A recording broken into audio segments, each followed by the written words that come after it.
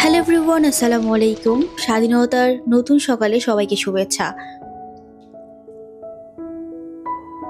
একটা কথা আমরা জানি যে স্বাধীনতা অর্জনের চেয়ে সেটা রক্ষা করা খুবই কঠিন। আসলেই তাই আমার এখন মনে হচ্ছে কালকে স্বাধীনতার জন্য বাংলাদেশের সকল মানুষ যেভাবে বিজয় উল্লাসে মেতে উঠেছিল বাংলাদেশের সব জায়গায়, আর রাতে থেকে শুনতে পাচ্ছিলাম বিভিন্ন জায়গায় নিউজে দেখতে পাচ্ছিলাম যে নানান জায়গায় অগ্নিকাণ্ড হচ্ছে, লুটপাট হচ্ছে। আমরা চাই এরকমটা না হোক। স্বাধীন দেশে স্বাধীন মতো থাকবো, সুন্দর মতো চলাফেরা করব, শান্তি মতো থাকবো। এটাই তো সবার কাম্য হওয়ার কথা।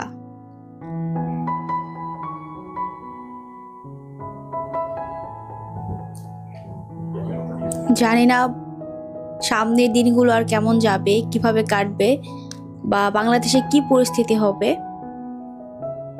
কিন্তু সকলে আশাবাদী, সেই সাথে আমিও আশাবাদী যে হ্যাঁ, একটা সুন্দর বাংলাদেশে বসবাস করব আমরা শান্তি মতো স্বাধীনভাবে।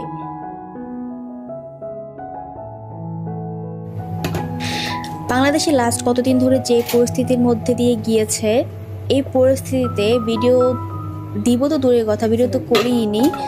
তো এটা একটা আগের একটা ভিডিও ছিল, তাই ভাবলাম আজকে সেটা শেয়ার করে দেই। আর ইউটিউব প্ল্যাটফর্মে যারা কাজ করে, ইট নট ইজি ওয়ার্ক।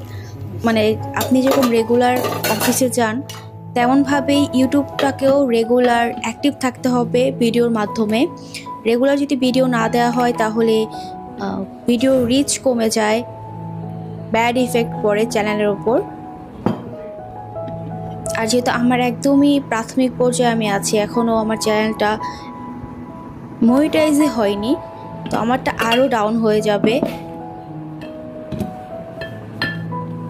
সবার জীবনে যেরকম সুবিধা অসুবিধা রয়েছে, রেগুলার ভিডিও অনেক সময় দেওয়া যায় না, অনেক সময় আমার ইচ্ছা করে না দিতে। রেগুলার অ্যাক্টিভ না থাকলে তখন ইউটিউব চ্যানেলটা একদমই ডাউন হয়ে যায়। যতদিন কষ্ট করেছি সেটা একদম বিফলে চলে যাবে, এরকম একটা ব্যাপার। যদি এটা কন্টিনিউ করতেই হয় তাহলে অবশ্যই রেগুলারই কন্টিনিউ করতে হবে। অনেকদিন গ্যাপ দিয়ে ভিডিও দিলে তাহলে আরও বেশি ব্যাড এফেক্ট পড়বে,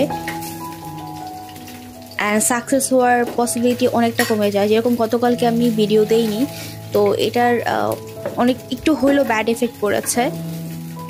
তো যাই হোক, তো আগের একটা ভিডিওতে আমি যে অ্যাক্টিভিটিগুলো করেছিলাম, যা রান্না হয়েছিল সেগুলো আজকে টুকিটাকি শেয়ার করছি আপনাদের সাথে। মানে 2-3 দিনের ভিডিও কাট করে দেন হচ্ছে ভিডিওটা বানিয়েছি। মানে যে কোনো কাজই খুবই কষ্টদায়ক, মানে এত সহজে কখনোই সাকসেস হওয়া যায় না। মানে লেগে থাকতে হবে, ধৈর্য ধরতে হবে, অ্যান্ড সেটাই আমি করছি। জানি না আমি সাকসেস হতে পারবো কিনা আমার ইউটিউব প্ল্যাটফর্মে, বাট আমি বারবার সেটা ট্রাই করছি।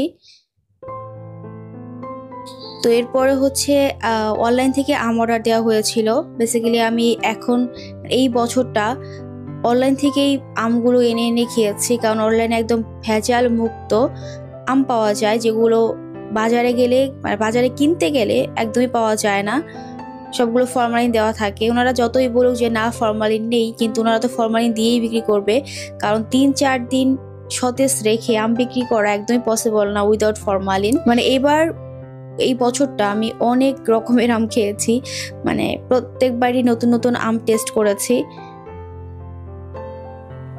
এটা হচ্ছে হাড়ি ভাঙা, 1 কেস 10 কেজি থাকে। তো 10 কেজি আনলে মোটামুটি আমার আমগুলো পচে না। 20 কেজি আনলে দেখা যায় আম খেতে পচে যায় অনেকগুলা।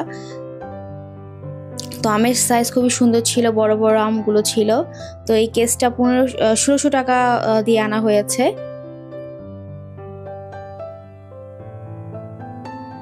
অনলাইনে একটু বেশি দামে নেয় বাজারের তুলনায়।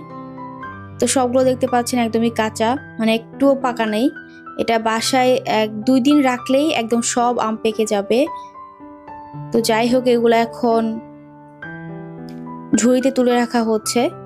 আজকে কোনো আমি খাওয়া যাবে না, সবগুলোই শক্ত। তো এই হলো আজকের blog. Thanks for watching. Video দেখার জন্য বাই বাই, টেক কেয়ার, আল্লাহ হাফেজ।